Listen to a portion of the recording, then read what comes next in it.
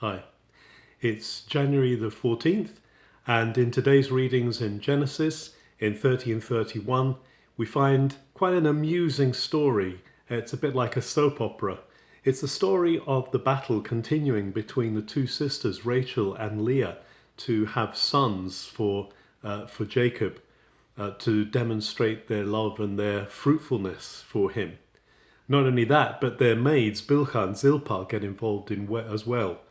And as each son is born, the name indicates the stage that they're at in the fight. So there's Naphtali, who means my wrestling.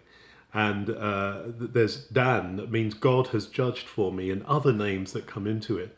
It's actually not the greatest of situations that they find themselves in. What's more, Jacob actually manages to accrue himself a big wealth of sheep by getting the sheep to interbreed in a certain way so that he gets all the speckled ones and Laban is left with the plain ones, with the self-coloured ones.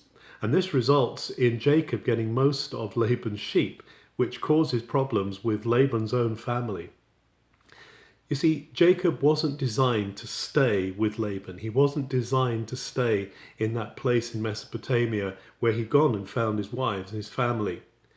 God had called Abraham, remember, to Canaan, and Isaac born there as well.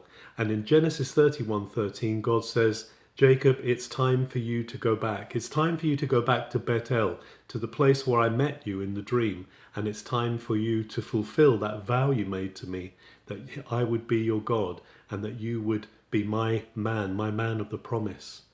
And so we find now that Jacob, at the end of our readings today, gets to the point of being prepared, and his wives and family are also prepared to go and make the journey back to the place God called him to originally. And so we see the promise unfolding, the promise which will eventually result in the coming of Messiah, in the salvation of the world, and our salvation also. So as we look to the next part of it, we'll find Jacob meeting God and being transformed by his meeting. Have a good January the 14th.